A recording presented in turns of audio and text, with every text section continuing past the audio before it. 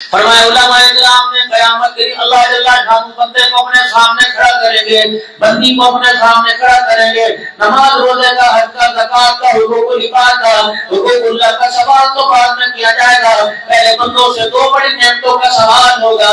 پہلا سوال یہ ہوگا، او میرے بندے، دنیا کی زندگی میں نے تجھے صحت دی تھی، بتاؤ کیا شکر ادا کر کے آیا، اور پینے کے لیے صحت مند ٹھنڈا پانی دیا تھا، اے بندے کتنے گھونٹ پیتا تھا، کتنے گھونٹ پینے کے بعد الحمدللہ کہا کرتا تھا؟ دے جواب مجھے۔ 8 لیٹر پانی کی بوتل ہو، 60 ڈیلیٹ نکلتا ہے، میرا جیو کل کی بات نہیں کرتا، پرسوں کی بات نہیں کرتا، مہینے کی بات نہیں کرتا، ہفتے کی بات نہیں کرتا، پچھلے سال کی بات نہیں کرتا۔ صبح صبح جب نیند آپ کی آنکھوں سے اٹھ گئی اور آپ نے آنکھیں کھول کے صبح سویرے اللہ کا شکر ادا کیا، اس وقت سے لے کر اب تک میرا جیو کتنا پانی استعمال کیا، اللہ کی عزت کی قسم ہے، اگر یہ پانی پیسوں کے بل بوتے پہ ملتا تو کئی دنیا پیاس کے مارے ہلاک ہو جاتی۔ چشمے تیرے لیے، ندی نالیاں تیرے لیے، سمندر تیرے لیے، دریا تیرے لیے، آبشاریں تیرے لیے، اور کا پانی تیرے لیے۔ حضرت انسان تجھے کس نے کہہ دیا تو کسی اور کے لیے؟ ساری نعمتیں تیرے لیے، کئی نعمتوں کو استعمال کرنے والا تو میرے لیے ہے۔ تیری مثال اور دکاندار نے ملازم کی طرح ہے۔ ایک مالک دکاندار نے ملازم رکھا، وہ دکان کپڑے کی تھی اور ملازم رکھ کے کہہ دیا اس دکان کا کپڑا بیچنا تیری ذمہ داری، گاہکوں کو ڈیل کرنا تیری ذمہ داری، مالک کو فائدہ پہنچانا تیری ذمہ داری، نقصان نہیں کرنا، گاہک کوئی خالی کپڑا دیے بغیر نہ جائے۔ تو میری دکان کے اندر جتنا کپڑا اس کی پروڈکٹ کی تجھے تعریفیں کرنی ہے، کیا ملے گا؟ تجھے سال کے کپڑے ملیں گے، تجھے چھٹی کے دن ٹائم میں پیسہ ملے گا، تجھے تنخواہ ملے گی، تجھے دیوالی کے اوپر تجھے اللہ کا خرچہ ملے گا، تجھے کوئی پریشانیاں کی چھٹی بھی ملے گی۔ ساتھ والی دکان کلفون کی تھی، مشین بھی تھی، بتی بھی تھی، ملازم میرا تنخواہ میرے سے لے ہے، کھانے کا انتظام میں کروں، رہنے سہنے کا، پینے کا انتظام میں کروں۔ اب دکان کے اوپر کھڑا ہو کے کیا کر رہے ہیں؟ کپڑے والی دکان پہ کھڑا ہو کے کہہ رہے ہیں چینی لے لو، آٹا لے لو، مکئی لے لو اور دال لے لو۔ وہ کہتا ہے کم وقت تنخواہ میرے سے لیتا ہے، سودا کسی اور کا بیچ رہا ہے، ایمانداری سے بتا دوسری دکان کا سودا بیچے گا کیا اسے تنخواہ ملے گی؟ کیا اسے عزت ملے گی؟ کیا اسے مقام ملے گا؟ ہمارا بھی یہ حال ہے۔ مالک کائنات نے ہمیں بھیجا کس لیے تھا؟ آگے کیا کر رہے؟ فرمایا بندے امان بعد میں، پٹھان بعد میں، اے بندے جگیردار میں، جگیردار بعد میں، آشمی بعد میں، سید بعد میں، کشمیری بعد میں، قریشی بعد میں، سب سے پہلے مہا خیرت الدین ہے۔ اے بندہ تو اپنی پہچان کے لیے دنیا میں نہیں آیا، میری پہچان کرانے کے لیے آیا تھا۔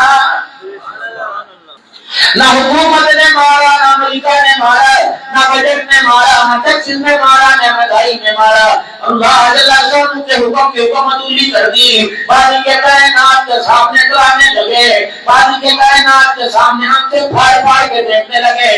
باری کے کائنات نے ساری جتنی کائنات بنائی وہ ساری کائنات کو ہمارے مخالف کر دیا ہے۔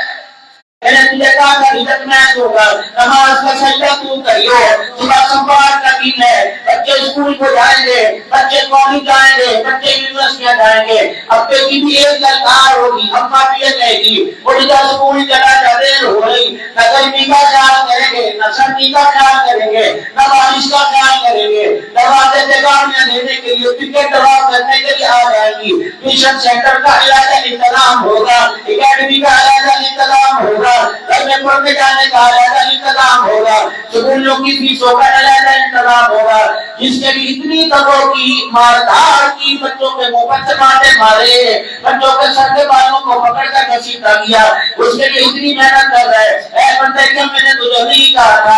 اے بندے کیا قرآن میں میرا قانون تو نہیں پڑھا؟ اے بندے کیا قرآن میں نے تجھے نہیں کہا تھا؟ سارے نبیوں کے سرکار کی زبانی کروایا تھا، میں بھی سچا، جبرائیل علیہ السلام بھی سچا، جس میں قرآن نازل ہوا وہ سچوں کا سچا اور امت کو سچائی کا پیغام دیا؟ کیا تجھے صبح صبح پیغام نہیں دیا تھا؟ ناشتہ بعد میں کروائیو، بچوں کو اسکول بعد میں بھیجو، ٹیوشن سینٹر بعد میں کرائیو، وہاں میرے اہلیہ کا بھی سویا دِوَس کا بھی رہ رہی ہے۔ اے میرا بندہ، کیا میں نے تجھے یہ نہیں کہا تھا خود بھی نماز پڑھیو، اپنے بچوں کو نماز کو حکم کریو؟ اے میرا بندہ بتا، دسترخوان پر آنکھیں بنتا بنتا کے کھانے والے تجھے شرم نہیں آتی؟ تمہیں خود بھی سجدہ نہ کیا، اپنے بچوں سے بھی سجدہ نہیں کروایا ہے۔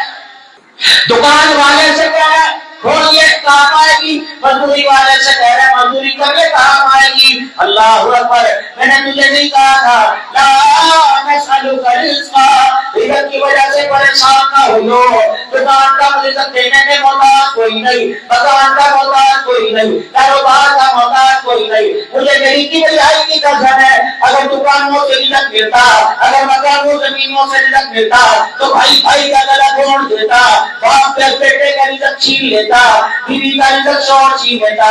لا نسألک رزقا نحن نرزقک، کیا میں نے کہا تھا اے میرا بندہ ہاتھ اٹھا کر سجدوں کی اپیل کرنا، ہدایت کی اپیل کرنا، نہیں رزق کی باری جب دنیا کا دکاندار مالک ملازم کا خیال کرتا ہے، غلط ہونے کے باوجود اپنے بندوں کا خیال کیوں نہیں کروں گا؟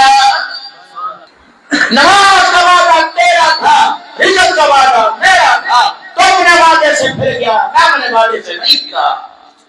من ذکر او انثی وهو مؤمن فلنحيينه حیاتا طیبہ، فرمایا جو عمل اچھے کرے گا، مرد ہو یا عورت کی سے بچائے گا، آنکھ کو بے حیائی سے بچائے گا، جرم کی وقت کی چگلی سننے سے اپنے کان کو بچائے گا، گمراہی سے اپنے خواہشات سے دل کو بچائے گا، گندی سوچوں سے اپنے دماغ کو بچائے گا، حرام رزق حرام مال سے اپنے ہاتھ کو بچائے گا، گناہ کے ٹکر جانے سے پہلے اپنے قدموں کو بچائے گا۔ میں اللہ کا اعلان سارے آسمانوں اور زمینوں پر ہے، فَلَنُحْيِيَنَّهُ حَيَاةً طَيِّبَةً، اسلام آباد میرے مجھے پرواہ کوئی نہیں، کشمیر کی سرلاخ سے کھانوں میرے مجھے پرواہ کوئی نہیں، کھائیوں میرے بلندیوں پہ ہے مجھے پرواہ کوئی نہیں، مجھے کئی کی بھلائی کی قسم ہے، اے بندے میری تابعداری کر کے دکھا، جہاں تو بیٹھا ہوگا رزق میں رزق کے میں جلدے پانی کے کائنات تجھے وہی دکھاؤں گا۔ یا اللہ اگر میں شکم سے پھروں تو کیا کرے گا؟ وَمَا مَنْ أَعْرَضَ عَنْ ذِكْرِي فَإِنَّ لَهُ مَعِيشَةً ضَنكًا، اے میرا بندہ کر کے دیکھ لے، میرے موسم موڑ کے دیکھ لے، نماز کا سجدہ چھوڑ کے دیکھ لے، اللہ اکبر، جس طرح اجالا آنے کے بعد اندھیرا آنے میں دیر نہیں کرنا، اے میرا بندہ زمین پر تیری نافرمانی کر میں تیرا رزق چھیننے میں دیر نہیں کروں گا۔ پھر اللہ کہا دنیا میں چھوٹ تو ہوگی، مدینہ شریف میں چھوٹ تو ہوگی، بیت المقدس میں چھوٹ تو ہوگی، مسجد کی دکانوں میں کرائے کی دکان لوگا وہاں تو چھوٹ ہوگی، فرمایا میرے نبی کے مدینے میں رہ کر نماز کا باقی بن، پھر حکموں کا باقی بن، میں اللہ مدینے میں تیرا رزق چھین کے دکھاؤں گا۔ یہ ہو ہی نہیں سکتا کہ میرا نافرمان ہو وہاں امنا کے نال کا فرما بردار کیسے ہو سکتا ہے؟ ایک ایک بات تو قرآن کھول کے بیان کر رہا، لیکن پتہ نہیں ہمیں کون سا مل لگا ہوا ہے، دکھائی کہ ہمارے ہاتھ ہے۔ آج سے 15-20 سال پہلے اللہ نے علاقوں میں میرا عزیزوں اپنا امر دکھایا، ساری دنیا مدتے منہ پڑی ہوئی تھی، یہ تو مالک کائنات کا کرم ہے، پتہ نہیں کس کی دعا لگی، کس ٹائپ کی شخصوں نے اللہ کو بنا لیا، کون سا بچہ ماں باپ کی جدائی میں رویا، پتہ نہیں اس حالت کو دیکھ کر راشن پانی کے تھیلے تقسیم کر کے، پتہ نہیں کس نے دعا کی اللہ اہلیہ کشمیر پہ رحم کر دے۔ آپ کو پتہ کوئی نہیں اس کے رونے کی وجہ سے اللہ نے آج دوبارہ ہمارے میں بہاروں کو زندہ کر دیا ہے۔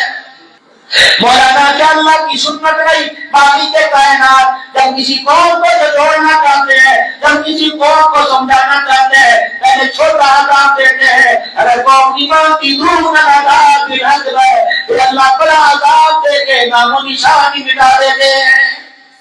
زندگی کے آخری لمحات ہے، آپ یقین جانے میرے 3 بجے رات سفر شروع کیا اور میں نے کلر کہا کے قریب فجر پڑی، پھر میں سفر در سفر اور یہاں آزاد پتن سے پہلے جو نیا پل بنا یہاں تو میں اتنا ڈسہارٹ ہوا، میرا دل تھا یہ مجھے گھسیٹ کے لائے، خادم کار ڈرائیور چلے اندر کوئی نہیں، 30 بندے 1 منٹ کے اندر لقمہ اجل بنے عبد الحنان اپنی آنکھوں کے ساتھ دیکھتا. گاڑی ہماری بھی تو تھی اور دیکھنے والوں کی 30 گاڑیاں بھی تو کھڑی تھی. مالک کائنات نے سامنے اسرائیل علیہ السلام کو کھڑا کر دیا. یہ نہیں دیکھا گناہگار کون ہے, یہ نہیں دیکھا فجر کی نماز کون پڑھ کے آیا, یہ نہیں دیکھا فجر کی نماز کس نے نہیں پڑھی.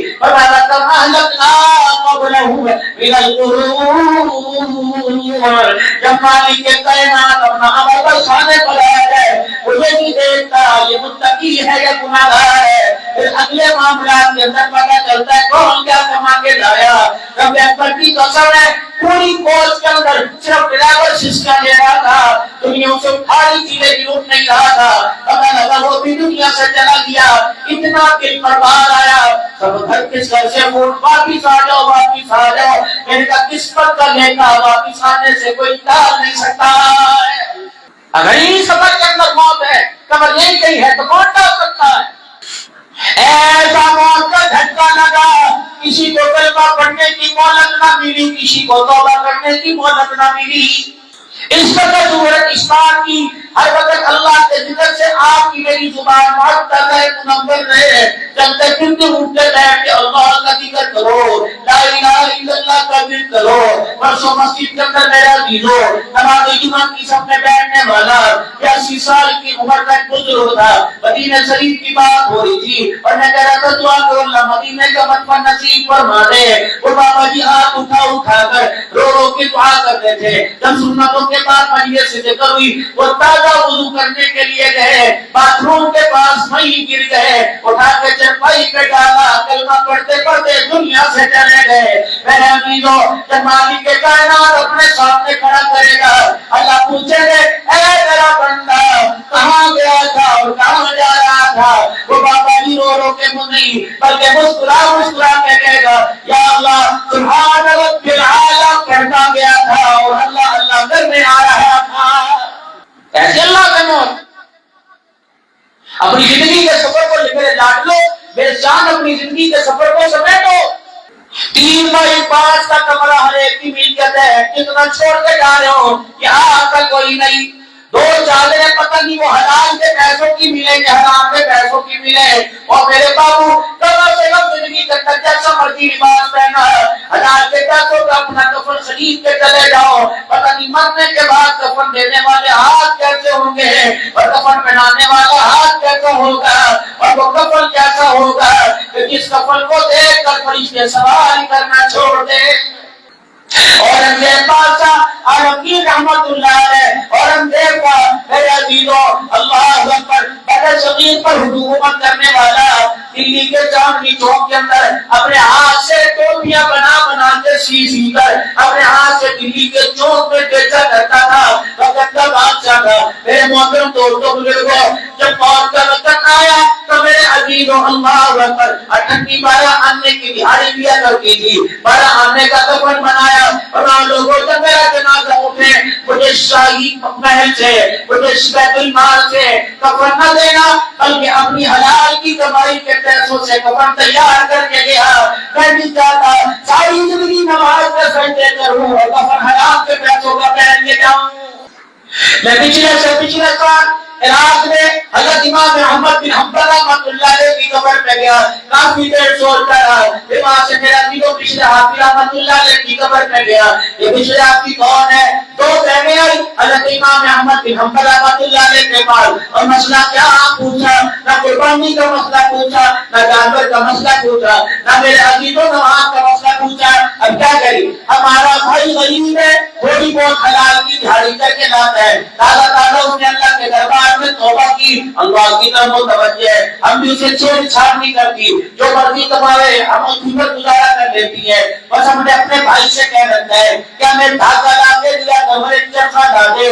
ہمارے بھائی نے چرخا لا کے دے دیا, وہ ہمیں دھاگا لا کے دیتا ہے. ہم دونوں بہنیں دن کے اجالے میں سوت بناتی ہیں, دھاگا بناتی ہیں. جب شام ہوتی ہے اندھیرا ہو جاتا ہے, ہمارے چراغوں میں تیل کوئی نہیں, تیل لانے کے لیے ہمارے پاس پیسہ کوئی نہیں. تو رات کا اندھیرا, ہمارا پڑوسی امین ذات ہے, اس کے ہر کمرے میں, ہر جگہ میں, ہر آنگن میں دیا جلتا ہے. اللہ اکبر, اس کے دیے کے روشنی چراغوں کی روشنی رات کو ہماری چھت کی دیوار کے گڈیر کے اوپر پڑتی ہے، ہم اپنا چرخا لے کے چھت کے اوپر چلی جاتی ہے، پڑوسی کے دیے کی روشنی سے چرخا چلا کر جس نافے کا سود بناتی ہے، بھائی دکھتا بیچتی کر بھائی بیچتا ہے، ایک نفے کا پیسہ آتا ہے۔ ہم صرف یہ پوچھنے کے لیے آئی پڑوسی کے دیے کی روشنی سے جو چرخا چلا کر سود بنایا جاتا ہے، بتاؤ اس کا کھانا ہمارے پہ حلال ہے کہ حرام ہے؟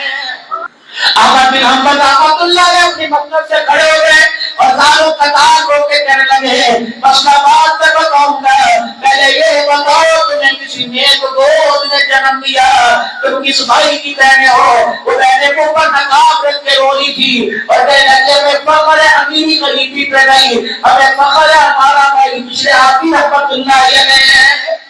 اور جس سے مسئلہ پوچھا جا رہا ہے اس کا حال کیا ہے؟